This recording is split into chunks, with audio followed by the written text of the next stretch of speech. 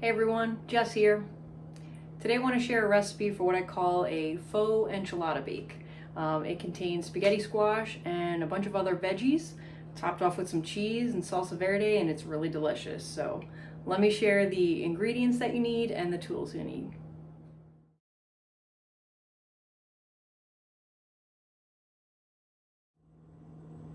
Alright folks, so the ingredients that we need are going to include the ingredients for the salsa verde that I'm going to make. That's Rick Bayless's recipe, link video below. The ingredients are tomatillos, fresh cilantro that I've washed in a salad spinner. I'm going to use 3 serrano peppers and a couple of cloves of garlic that are going to get roasted up. In addition to some onion. I'm going to use a little bit of the onion with the salsa, and then the rest is going to get sauteed up. The main ingredients though are going to include the spaghetti squash, which I'll roast up according to directions. See link below for that. And then the other things I'll saute in the pan are really simple. It's going to be a poblano pepper. I'm going to use some garlic, some of that red onion, and then a cup to a cup and a half of frozen corn. All of that will get sauteed up, mixed in with the cooked spaghetti squash. That's the main ingredients for that. In terms of toppings, I love queso fresco, but couldn't get it in the store, so I'm going to use cheddar. Any kind of cheese that you prefer. Monterey is great too. I'm going to top it with some toasted pumpkin seeds. You could add some radishes, some fresh lime if you like. All of that's going to be served with some rice and beans. Cook the rice according to directions. I add the beans after the rice has been cooked, rinse them. I season with some salt and pepper, really simple for the rice and beans. Other ingredients, olive oil, salt, pepper. Got a box grater for the cheese. Baking dish, I got a 9x9 and a 9x11. I'm not sure which one I'm going to use yet, depending on how much volume I have. And then some trays for roasting for the tomatillos and the other veggies for the salsa, and then I'll roast the spaghetti squash as well. So first thing you want to do is start cooking your spaghetti squash. It's going to take the longest. Then do the salsa. Last things to do would be the sauteing of the other veggies and the cooking of the rice. If you're cooking brown rice, it's going to take longer, so just keep those things in mind. All right, see you in a few.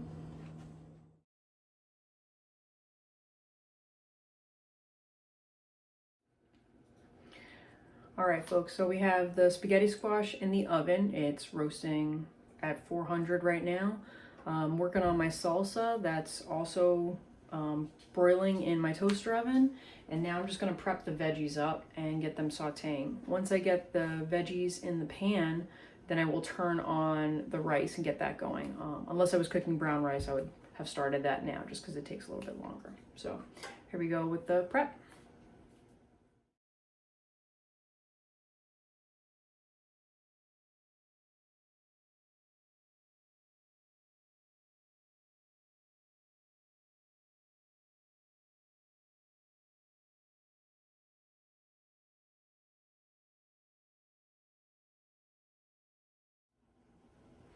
All right, folks, with the veggies prepped, now I'm going to start cooking them on the stove. I'm also going to start my rice up. My salsa is just about ready, and the spaghetti squash is going to be coming out pretty soon as well. So I've got the red onion, you can use any onion, poblano pepper, garlic, got my defrosted frozen corn. I reserved some of the onion for the salsa that I'm making, so that just sits over here. So I'm going to cook that up now.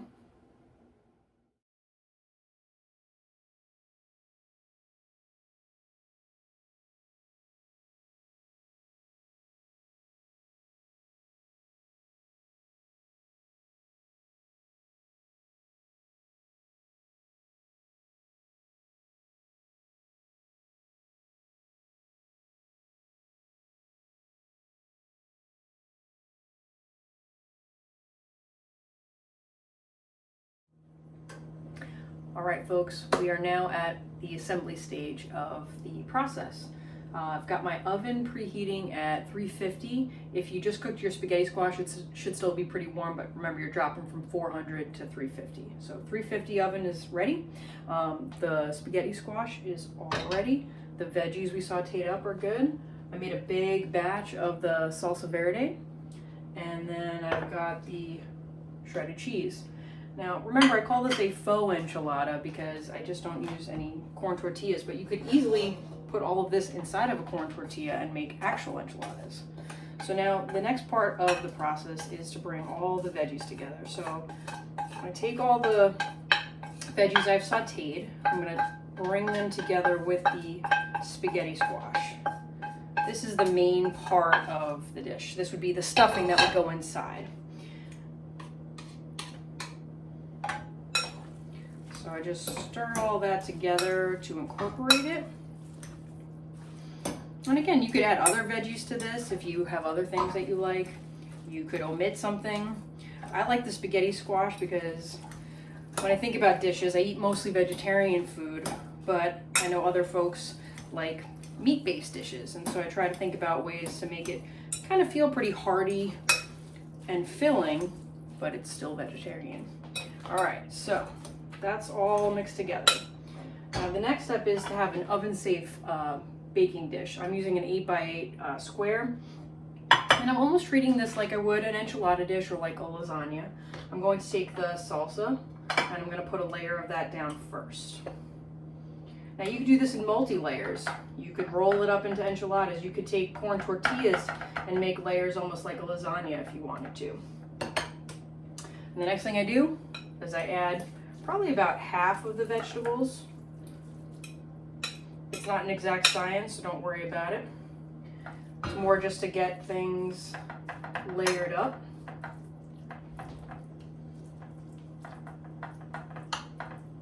Alright, and then I'm going to add a little bit more sauce to this layer. Now technically you could eat all of this, it's already cooked, but I like to bake it so that the flavors come together. I do a thin layer of cheese in the middle. And then the rest of the vegetables will go on top. Now, as I mentioned previously, I really like to use queso fresco with this, but I just couldn't get any at the grocery store. And that's okay. So I'm just using cheddar that we have, but any kind of cheeses that you like, or if you're going vegan, you could just eliminate the cheese or use a non-dairy cheese. This easily becomes a vegan meal by just eliminating the dairy from it. Add another layer of the sauce. And again, this is not exact science, so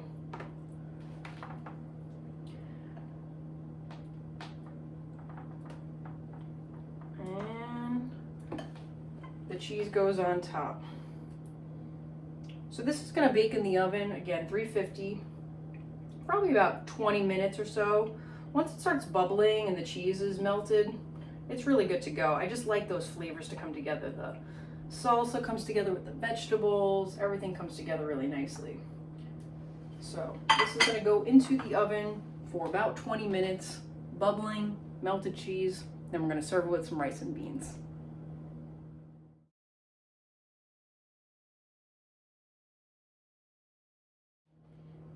All right, this is the final step. The enchilada bake is out. It's been resting for about 5 minutes or so. It was nice and bubbly, cheese is all melted. The rice and beans are ready, so let me just show you how I assemble. So I start with a little bed of the rice and beans, and I've just seasoned those with some salt and pepper, a little bit of olive oil. Really simple. And now we're gonna add the veggies. So it's going to be all ooey gooey, delicious. If your rice and beans have been ready for a little bit, but they're still warm, don't worry, this is really nice and hot. It's going to get added to it. And now I like to top it with some little extras. So add some avocado, some radishes, and some pumpkin seeds. These are toasted or roasted and salted already. You can roast and salt your own. And you can serve it with some chips as well if you like, but otherwise it's ready to go.